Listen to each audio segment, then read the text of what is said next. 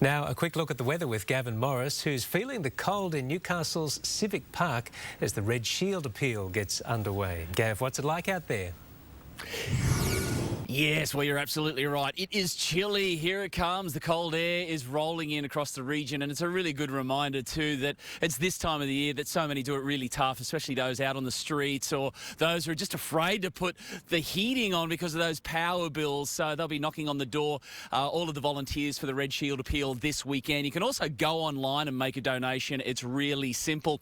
But look, it's going to get really cold. We could have snow across the Barringtons and New England, places like Armidale, Guyra. So I'll be checking all of your local weather details soon, around about 20, I'd say.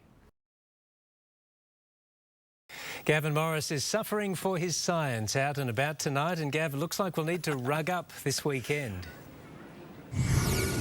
Yeah, I'd like to rug up a little more. Let me tell you, that wind right now has got bite. It's getting colder. You can feel it. It's getting stronger as well. I'm outdoors because the clock over my shoulder is red for the Red Shield appeal, which is happening this weekend. I'll get to all of those details in a moment. But first of all, let's get stuck into it. The weather. What is going on? Well, let's go to all of the charts and check it out. Rain, valuable rain, good rain, falling where it is needed most, right across the northwest. You can see the imprint there.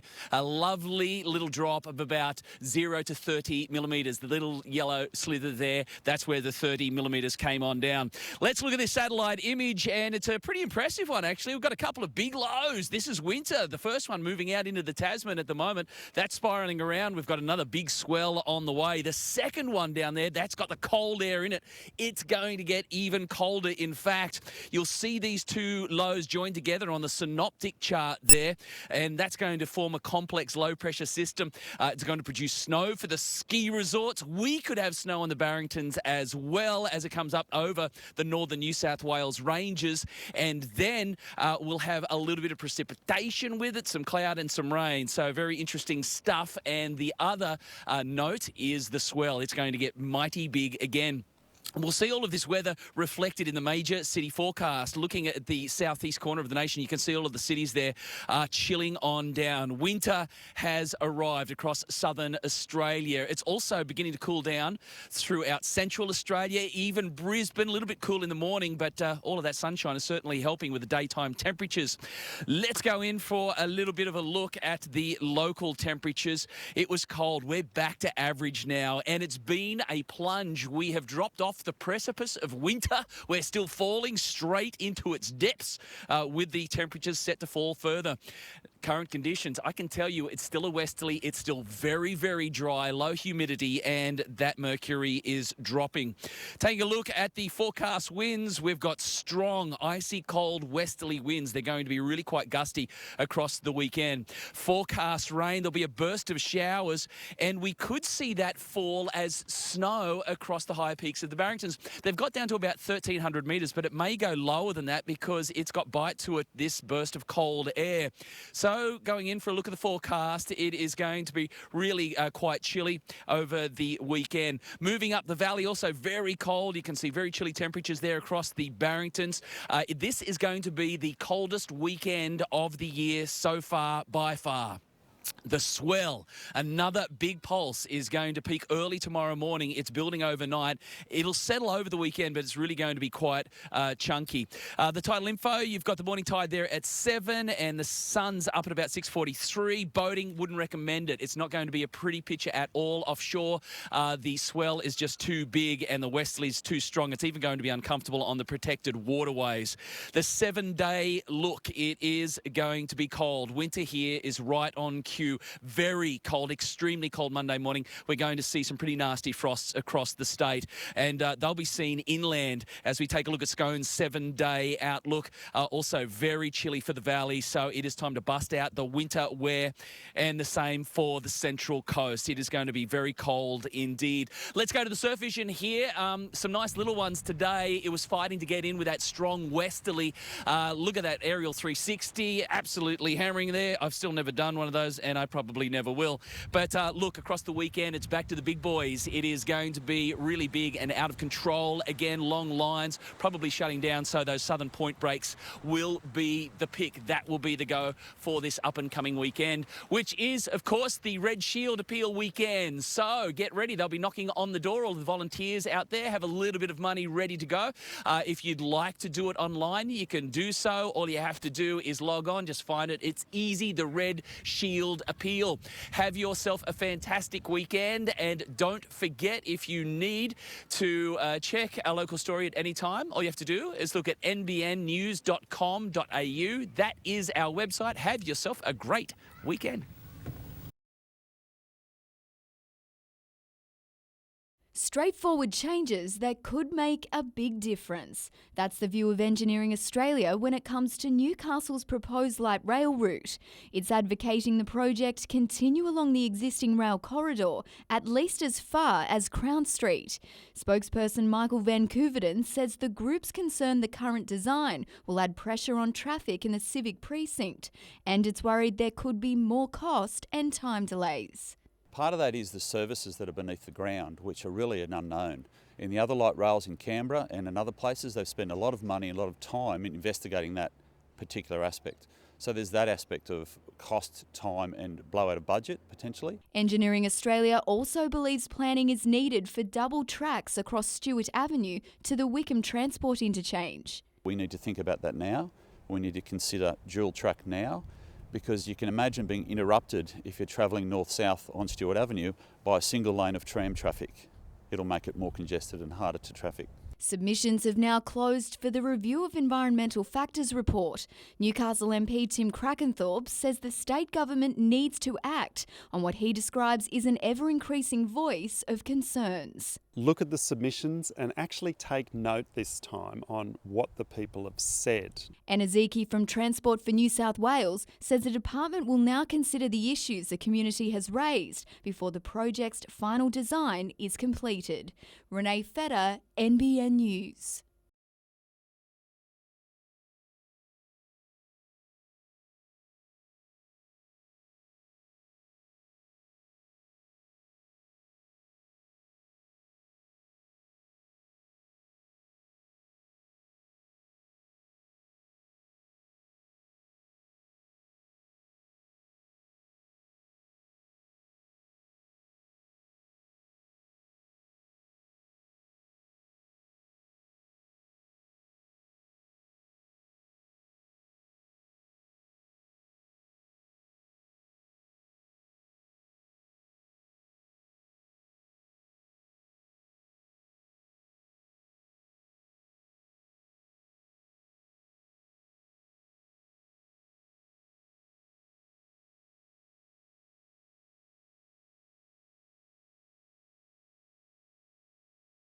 It's mind-blowing when things like this happen.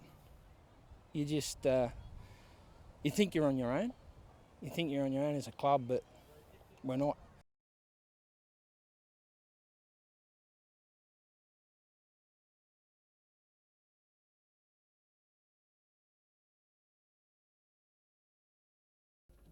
They're back for another year.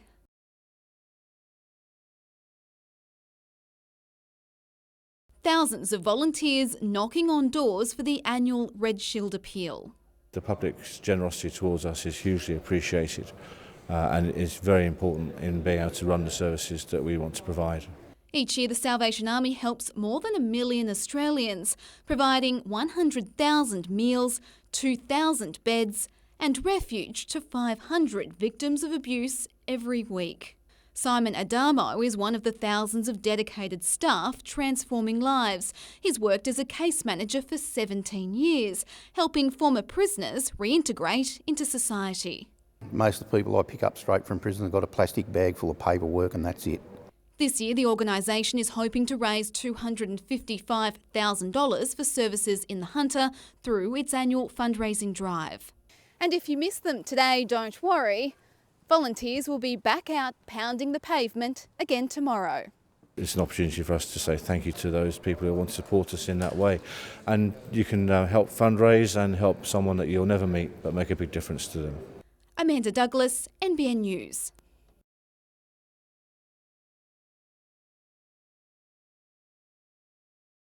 The sound of buzzsaws and nail guns. These fireys are preparing for the very worst of scenarios, a natural disaster. If it's ever needed, and we hope it never is, we hope the guys will be trained up and ready to use it without a problem. It's preliminary training, part of Fire and Rescue's Urban Search and Rescue program. One man who knows all about natural disasters, Terry Cabin. He was sent to Japan in the hours after the 2011 tsunami. And there was nothing there. Yeah. It was just devastation. Devastation, yeah. I think we found a couple of bodies, a lot of shoring up buildings and stuff like that. This large steel training device simulates a collapsing wall, and they're trying to stabilise it. The skills learnt as part of the USAR program are also used locally, for instance, trucks or cars into buildings. Everything these USAR teams need to respond to an incident can be found in the back of these trucks and sent anywhere interstate within a matter of hours. And it certainly could have been useful here in Newcastle following the 1989 earthquake. It would have made a massive difference in those early hours after the earthquake. Mike Lorrigan, NBN News.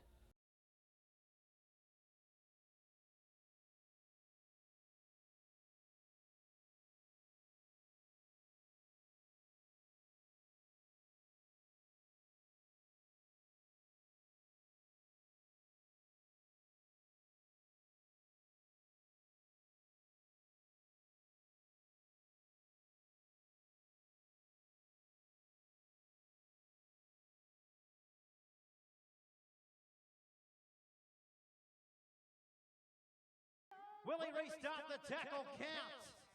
He does. Opportunity now for Newcastle. Away to Murray. They've got to score. Away to Williams. He finds Richardson. Shut the gate. Juggle the try. That's class on display there.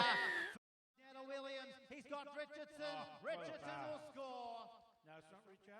It's not Richardson. It's not the redhead. They've changed wings. No, it's a blackhead. I don't know which one it is. Well, there you go. What's going on? Herman, is it? Well, he's playing very wide out on the wing. In front of a packed home crowd, the Pickers ran on to Maitland Sports Ground for the final time, and it was the home side who found the line first through Luke Mercer. The black and white looking dangerous early, a change of direction, and PJ Ellis crashed over for their second. Central Newcastle hit back though. Tim Penny crossed for the visitors' first points. Minutes later, Brett Jarrett ploughing through three defenders to find the line. Things opening up for the home side just before the break. Steve Waitford finding Liam Forlan in the corner. The Pickers struck early after the break. George O'Brien with plenty of momentum on the right. Central staying in the contest though, Ethan Cook stretching out to close the gap. The Pickers throwing everything at the visitors, but with the match in the balance, Central's Danny Kerr storming over a short time later to level the score. The match going down to the wire, but unfortunately not the result the Pickers were after. The last game on Maitland Sports Ground before its upgrade, finishing 22-all.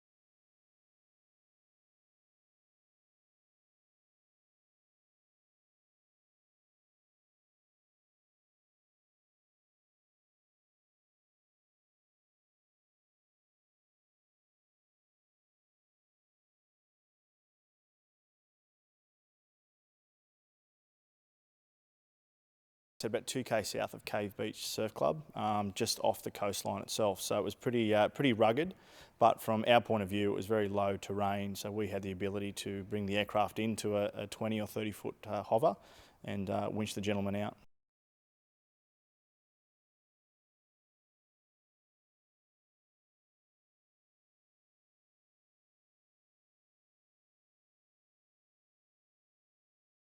A heartwarming start on a cold Sunday morning. NBN's Natasha Bayersdorf and actress Doris Unane prepping the biggest ever crowd for a memory walk in New South Wales. More than 1,900 runners and walkers for a challenge not so much physical but emotional.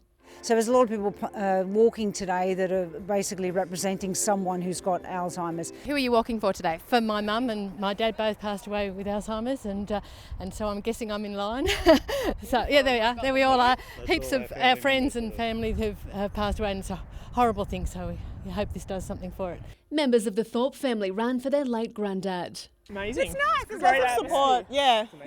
High energy, even though it's cold. This family lost a mother and wife to the disease. It sort of breaks your heart a bit when you see all the other people that are going through the same thing that you went through, you know. And these sisters crossed the finish line for their father. Emotional moment at the finish line. Without a doubt. Yeah, it was a bit tough there because we haven't done a lot of stuff over the last year, but he really spurred us on today. So yeah, we did it for our dad. With Australia's ageing population, cases of Alzheimer's are expected to increase, and organisers say it's now more important than ever to raise awareness and money for the fight against it. There's a lot of stigma attached to the whole Alzheimer picture, and what we're trying to do is to pull that away. I mean, it's an illness. You've got to deal with it. We're trying to fight it. We're doing everything we can. It's also an opportunity for everyone to get together and have a bit of fun. Georgina Smythe, NBN News.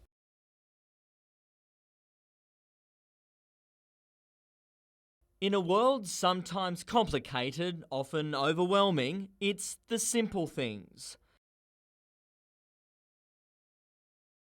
And for 5-year-old Thomas Cant, this is his love. He absolutely loves trains, any form of trains. His favourite is the Flying Scotsman, but it's a bit hard to really get him over to England to go and see it. Thomas was born with a chromosomal disorder and autism. As a result, he finds it hard to stay calm and focused. That is until he takes a ride on a model steam train, as he did today at Edgeworth. It's a good focus for him to try and get him into a state where he's relaxed, he's calm. The impact of the short journey clear on Thomas's face. But as exciting the experience was, it also reinforced some life lessons. Helping him to understand what's happening in the day, helping him to know that, yeah, it might be noisy, it might be busy, but it's okay. Mum and Dad are here, grandparents are here, and at the end of the day, it's going to be a great time. Tyson Cottrell, NBN News.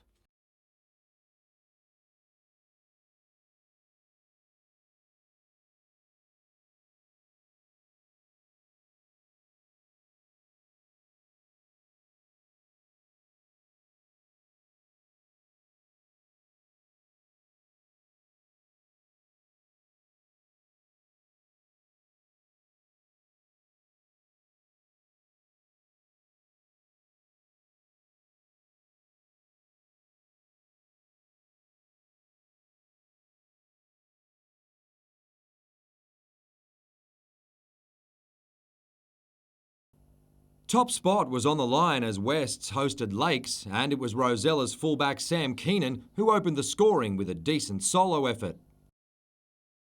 The Seagulls spread the ball wide as Josh Charles opened their account. Backing up from Newcastle's rep win over Canberra, Chris Adams helped get Lakes in front, setting up James de Sacks. Adams then linked up with Sean Boss, and despite getting the ball down, the officials waved away the try. Lakes looked to be gaining the upper hand, but against the run of play, Wests hit back. A Dylan Harton mistake gave the ball back to the Rosellas before Jermaine Ale restored the lead. The seesawing contest had another first-half twist, Brad Murray and de Sacks combining to make it 14-10 to Lakes. Shortly after the restart, a Joel Brown bomb fell for Matt Herman, who handed off to Willis Alatini, and Wests were in front. A second try to Charles and a sideline conversion by Kyle Kennedy made it 20 points to 16 in favour of the visitors. Adams was involved again as Chris Randall ensured the 2 points for the Seagulls.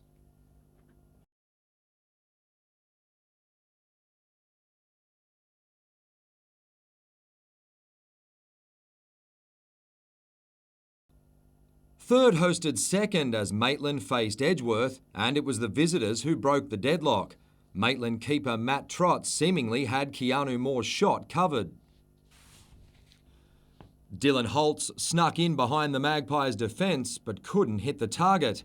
Moore was soon at it again. This time Trott wasn't going to be beaten. But the visitors doubled their advantage when Daniel McBreen found a way through. McBreen had another great chance for Edgeworth as the Eagles closed the gap on league leaders Hamilton. At Whitebridge, Charlestown City hosted Broadmeadow, with the visiting Magic dominating the first half. James Virgili grabbed his 7th goal of the season to make it 1-0. The Blues thought they had an equaliser as Scott Smith scored from a corner. But it was disallowed for a push. The home side had another decent chance, but Magic keeper Nicholas Hartnett closed it down. At the other end, Virgili earned his side a penalty when he was felled by Sam Hudson. Cale Bradbury's spot kick was saved, but Virgili was there on the follow-up. The Magic men capped off a dominant half as Michael Kantarovski teed up Dino Fajovic, who made it 3-0 to Broadmeadow.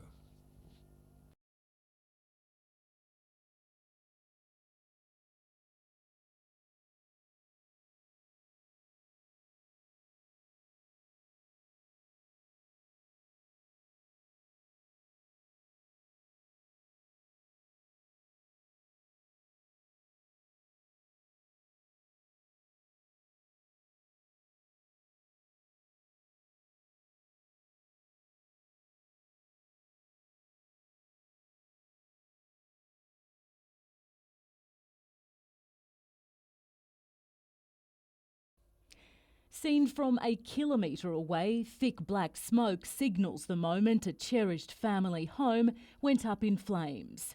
The blaze gutted the weatherboard house in minutes. The Wright family could do little but stand by as firefighters mopped up and tore down.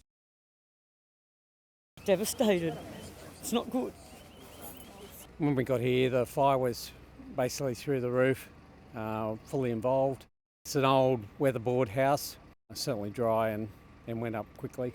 The property has been home to the Wright family for more than 200 years. The current residents were coming up the driveway at around 1 p.m. when they noticed the smoke.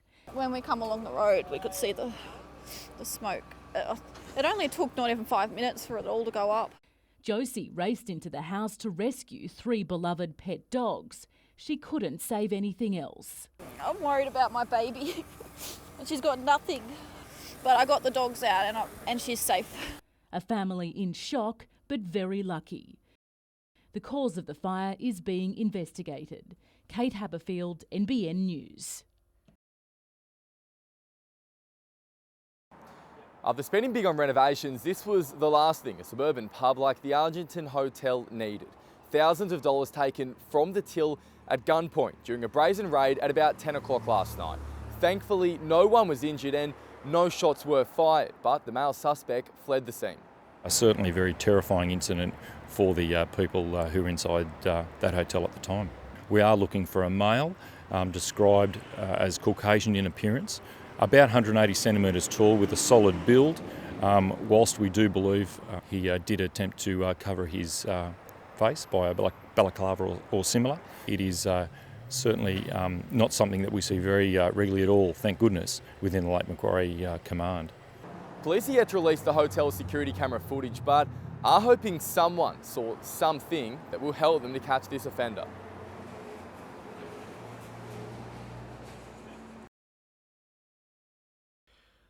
Four weeks after it began, it was case closed for the defence today. Barrister Alyssa Moen telling a Supreme Court jury Amanda Carter may have had the misfortune of meeting someone who is actually quite dangerous. The jury heard this was more than likely a man the mother of three had met online, either in 2006 or 2010, who had become obsessed with her. So obsessed they fatally bashed her in the bedroom of her Wangara home in 2010. The defence singled out one unidentified man from dating website Adult Friend Finder, who Ms Carter spoke to online early that same year and who it's alleged she then met. The defence said police couldn't find the person in question, and whoever this person was that Amanda Carter said she went and met for the first time at his place, we don't know who he is. Regardless, the defence told the jury Ms Carter may have taken some risks at that time that's exposed her to somebody that turned out to be dangerous. And Ms Moen argued that person is not the man on trial, Richard De Silva, who's pleaded not guilty to murder. The defence refuted two previous allegations of assault levelled against De Silva, going on to say there's simply no correlation between those claims and a cold, calculated attack committed on Ms Carter. The jury is expected to retire tomorrow to consider its verdict. Tyson Cottrell, NBN News.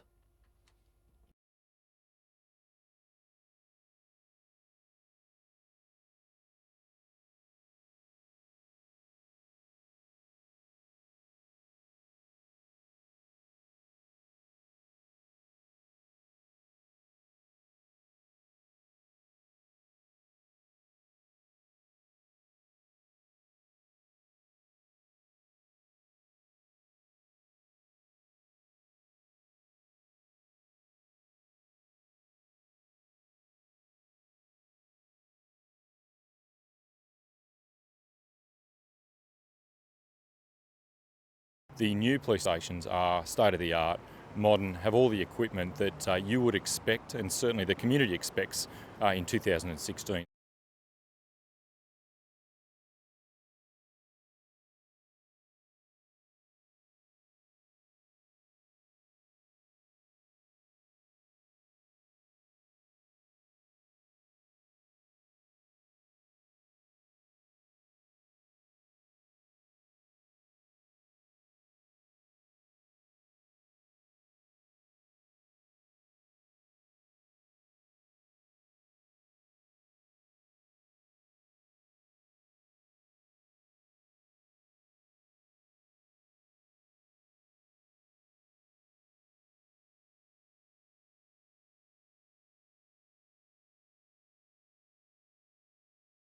Many women go without, and many women avoid social situations like going to church or applying for a job in a resort because they don't have a bra.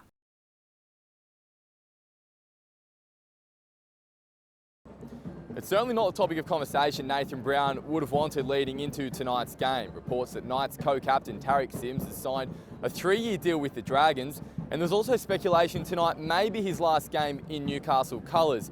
Now, the latter is something that CEO Matt Gidley denied to NBN News, but he did add that Sims's future will be addressed in a statement following tonight's game. I'm here with injured Knights forward Robbie Rocco, and Robbie, obviously a big game for the boys tonight, looking to bounce back at home.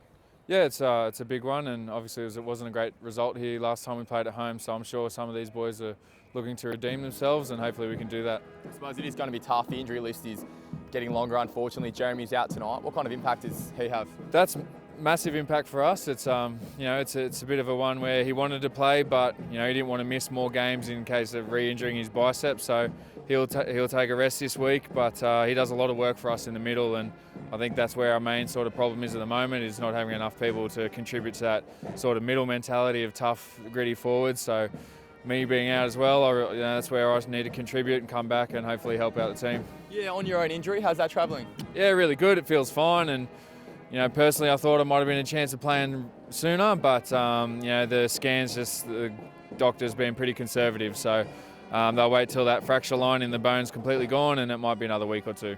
I don't think I need to ask you for your tip tonight, but if the Knights are to win, what do they need to do? Hopefully shut down their forwards. I think both Scott's definitely playing, and that's where they're going to play us, looking from our previous performances. So our middle defence has to be a lot better than what it has been in recent weeks, and if we do that and control the ball, we'll give ourselves every chance. Well, Hughesy, let's hope he's right and the boys can get the job done.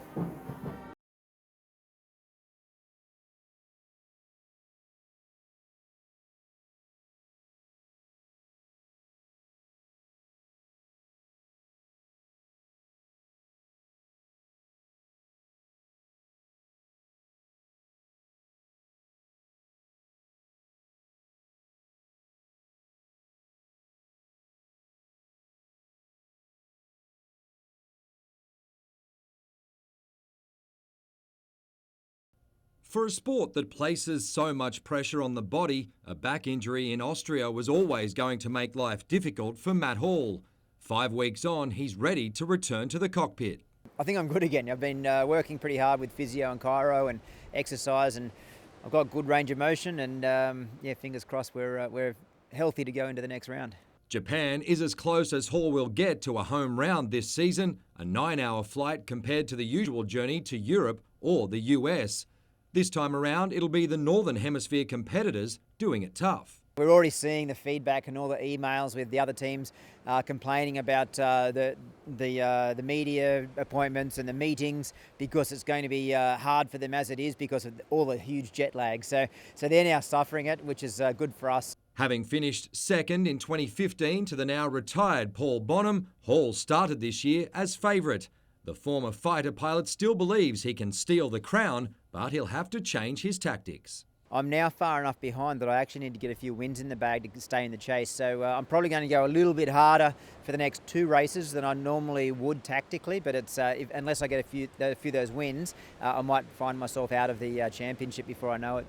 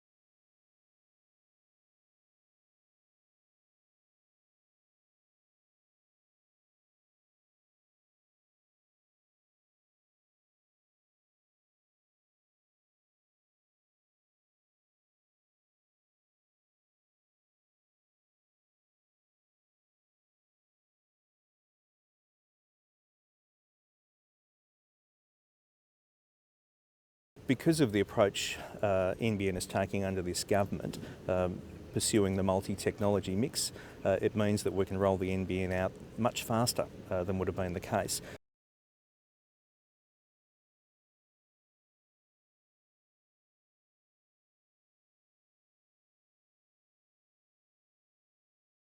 Almost 9 months on, those affected by the RAF contamination say they're no closer to a solution. So much is happening, but there's still no redress. There is no real answers for the community. A second interim report by Professor Mark Taylor was released yesterday, criticising the EPA's management of the chemicals PFOS and PFOA. The EPA says it's considering the findings, but maintains many of the recommendations are already being implemented. The Williamtown Residents Action Group has welcomed the findings, but wants the government and Defence to also take responsibility. It's now pursuing a class action, believing it's the last option. The federal government and Defence are still not understanding what the community are going through. The community is hurting. People can't sell their properties. People are living on an edge. Environment Minister Greg Hunt has now stated that the federal government is committed to the clean-up, but his comments have drawn criticism for coming too late. This government has had almost 9 months and they clearly haven't acted as promptly as they could have. At this point in time, whilst investigations and reviews are being carried out, it would be improper for me to comment. However, if elected, I will advocate very strongly for the impacted residents. Defence Minister Marise Payne says the government acknowledges the uncertainty and is investigating technologies for remediation and containment as a priority. Renee Feder, NBN News.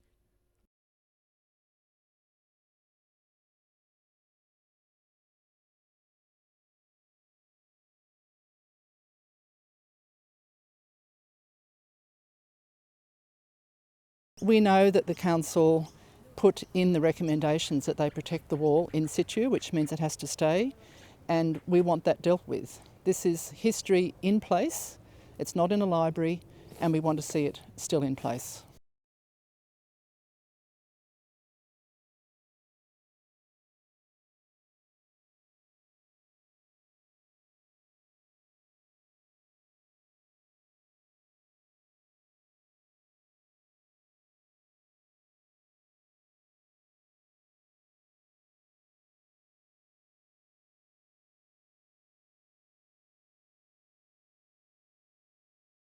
It just gets in the way of us doing our job effectively because we just want to get the help as quickly as possible. And when they're abusing us, it just slows everything down.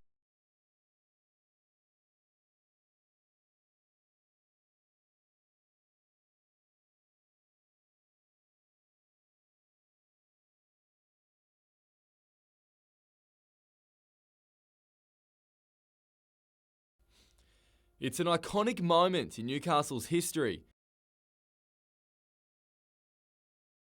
Seen from the closest possible perspective.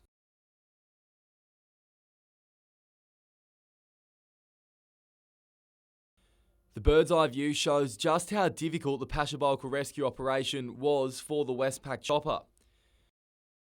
A daring and successful operation that from tomorrow will be told in a new light at the Newcastle Museum. We're highlighting what we've done and where we've come from, but also what the future holds. With the service carrying out around 1,500 missions a year, there's plenty of stories to tell. Photos, videos, and in one case, a helicopter blade recovered from the crash at the Barrington Guest House in 1993. It was our first really twin-engine aircraft that did a lot of work for us. And as they come into land, the crew all of a sudden yelled out wires, wires, wires, and by that time the aircraft had flown through the actual wires. Aircraft fell to the ground and the blades bounced from one side to the other. Wow. No one was injured, thank God. Entry to the exhibition is free and it runs for the next month. Samuel Jordan, NBN News.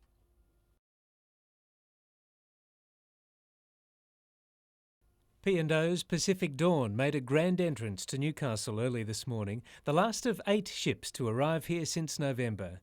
Many of its 2,000 guests came ashore to explore the city and surrounds and were proudly wearing their colours for a raid into enemy territory. We've left Brisbane and we got down here today and we hit Sydney tomorrow, go to the game tomorrow night and back home on Thursday to Sydney, Brisbane on Saturday we can't get back in. So yeah, no, it's been a really good cruise. A lot of blues on the boat, but there's more maroons, mate. So go the Queenslanders. A more traditional vessel also sailed in today. The Navy's sail training ship Young Endeavour is berthed at Queen's Wharf. She continues with a fresh crew of 24 students on Friday for Brisbane on an Around Australia Odyssey honouring a Dutch explorer. This is the first of our voyages in our circumnavigation of Australia for 2016, and this is to coincide with the celebrations of Dirk Hartog landing on the west coast of Australia about 400 years ago. Also spotted in port, two thoroughbreds of ocean racing, the maxi yachts Loyal and Ragamuffin. Their schedules are a tightly guarded secret, but it's believed they're now using Newcastle as a home base.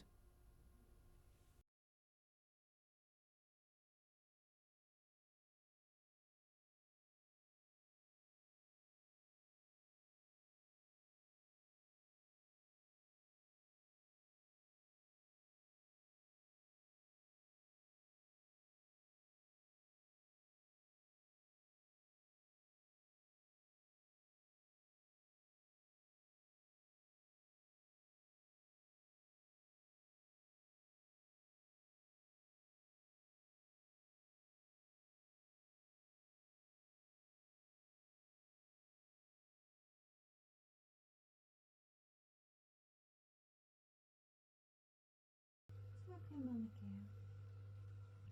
Look at your beautiful baby, honey. Oh, really? You're such a good mommy.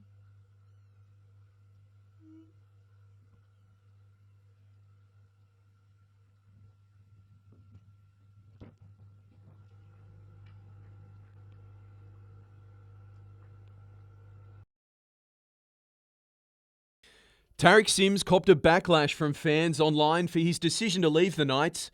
Post-match, Nathan Brown went into bat for his departing vice-captain. Tariq didn't come in and demand a pay rise. The market forces determined that Tariq deserved to get paid what he got paid. And as the head coach of the club and with Moons, we made a decision that we didn't want to go to those levels at this stage. It was a departed son who opened the Eels' account, Beau Scott stepping through from close range. The Fijian Flyers were physical in defence, but Semi Radradra's try proved he's just as brutal in attack. Sione Matautia hit back for the Knights after 24 minutes. And that set the tone for Newcastle's next 40. Paulie was damaging down the left flank, rewarded with a 4-pointer against his old club.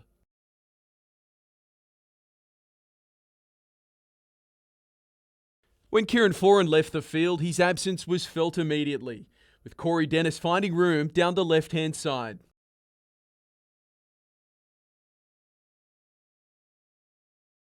The Eels regained control through tries to Bevan French and Michael Gordon, before Nathan Ross scored what appeared to be the match winner. But he was denied by the video ref. Today, the Knights' wounds were on show for all to see. Their halves crisis likely to deepen, with Jalen Feeney in doubt due to an ankle injury. Paddy Kilmurray, NBN News.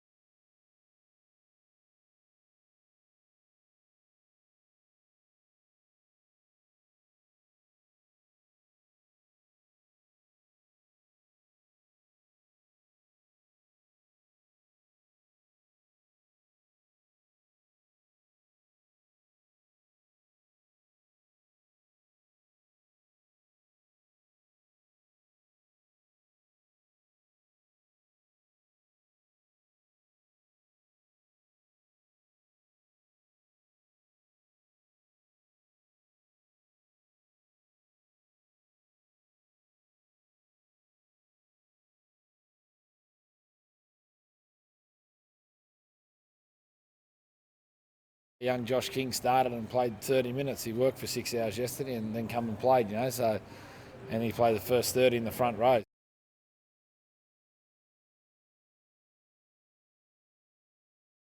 We've got an option on Rossi's contract. So that'll sort of unfold probably over the next 4 or 6 weeks.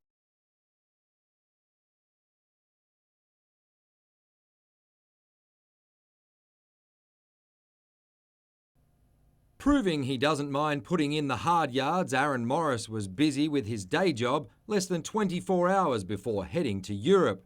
The former child prodigy with the famous family name won the Australian Supersport title in 2014 and naturally thought it would open doors. I was really hoping that I could get a ride with the factory Yamaha team. That's where you want to be. You want to get into the superbike team, but at the time the spots were filled and I had nowhere to go. So after that, we looked for other avenues and where to go, and that's where I went off to Asia. But an unsuccessful year riding for a private team in the Asian Supersport Series left Morris with few options for 2016. Out of the blue, Dad got a call from one of his old friends and said, "Look, we're looking for a rider. Do you want to ride the World Endurance Championship?"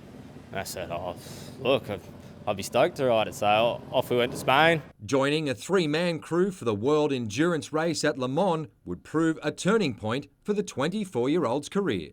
It was up and down, it was cold. I think it got down to 2 degrees at night time.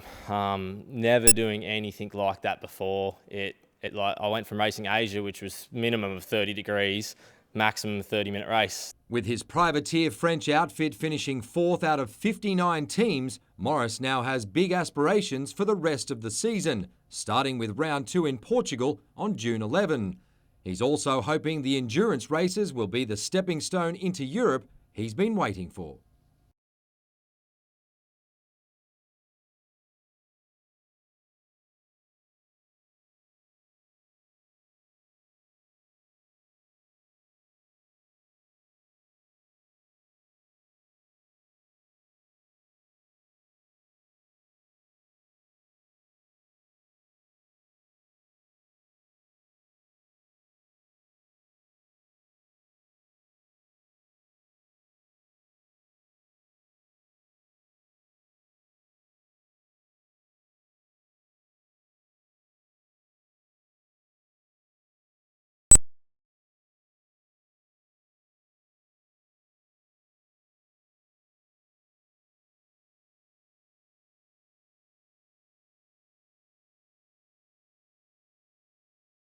We'd like to feel we have some voice. We haven't had a voice apart from in the Land and Environment Court. So yes, it was a positive thing and we would like to have dialogue.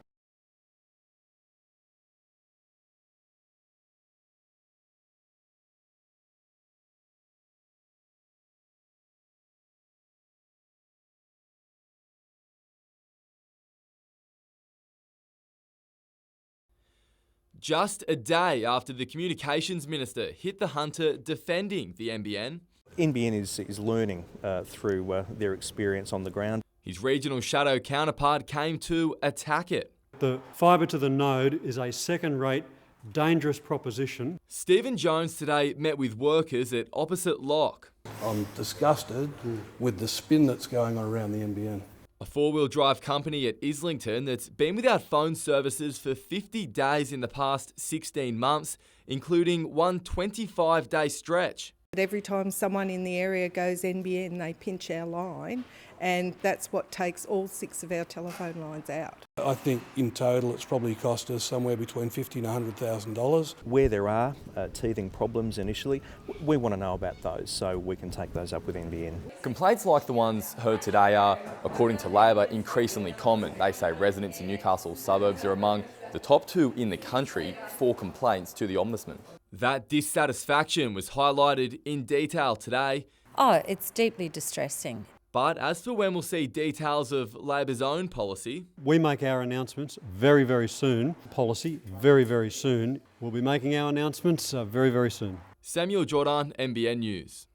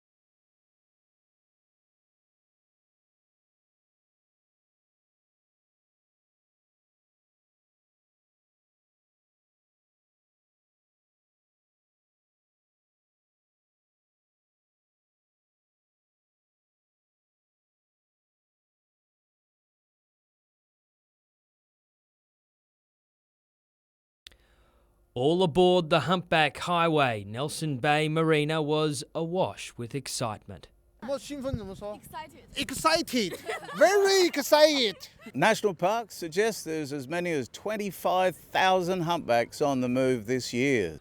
Whale watching vessels set out mid-morning, off to find some of the ocean's most extraordinary creatures, and it wasn't long before those on board had a glimpse of the gentle giants. A pair of humpbacks on the surface, taking a breath before diving back down below. Record numbers of whales are heading north for the winter after feasting in the icy water of the Southern Ocean. Where the females tend to give birth up in those warm tropical waters of the Great Barrier Reef, give the calves the best chance of survival. Today, a pod of dolphins stole the show. 50 or so lapped up the smooth conditions, leaving plenty of time for photographs. Yesterday, these crews saw a dozen or so whales here off Port Stephens. Today, we've already seen a handful, and those numbers are only expected to rise in the coming weeks.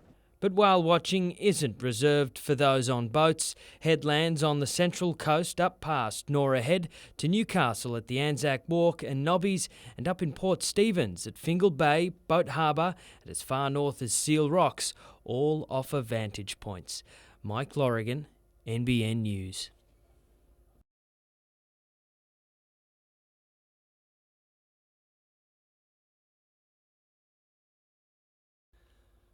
A robotic revolution helping neurological rehabilitation take a giant step forward. It can fail safe in any of its movement patterns. It won't fall over. It's brilliant. Built in New Zealand by Rex Bionics, this is Australia's first Helen, and it's set to make a huge difference in the Hunter. It actually means for people the potential to, people who are otherwise wheelchair bound or can be largely bed bound, actually being able to stand, walk and exercise. Purchased by the Australian Institute of Neurorehabilitation, Helen will initially be used by stroke patients in a new centre at the University of Newcastle. But there are already plans to expand that service. It's not just about you stand up, you take a few steps. It's so much more personalised to really work with the individual to maximise their recovery. Louis Rowe put it to the test today. He's been a paraplegic for the past 10 years. I've done a fair bit of exercise over the years, but none that's hands-free with this, straight posture. So this is a much better option. Helen comes with a price tag of hundreds of thousands of dollars, but medical experts say the cost is nothing compared to the difference it makes. This is, world-leading technology, and it's amazing. Samuel Jordan, NBN News.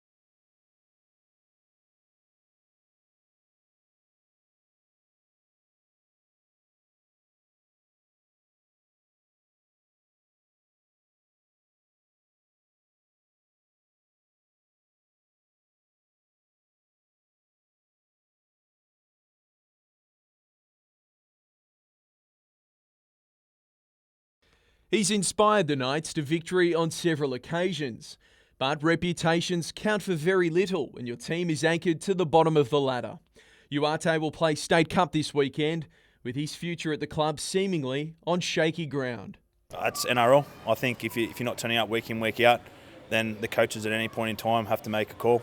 Jake Mamo will replace Uarte on the right wing, while Nathan Brown will stick with his low-budget centre wing pairing of Nathan Ross and Corey Dennis on the left flank. 18-year-old Dennis is growing in confidence with each match. Corey's a good young talent and he's a big body to have next to you. So to have him and Paulie next to me, I guess that builds a bit of confidence in you, doesn't it? Ross, a crowd favourite, has never been short of confidence, but appears to be growing in stature. While the club is rumoured to be interested in the Roosters' Brendan Elliott, Ross is desperate to be retained. His effort on Monday night can't be ignored. Hopefully the club wants to keep me here, and my job's always been the same, is to turn up, bring some energy and play football and enjoy my time in the centres. I'm getting some early ball.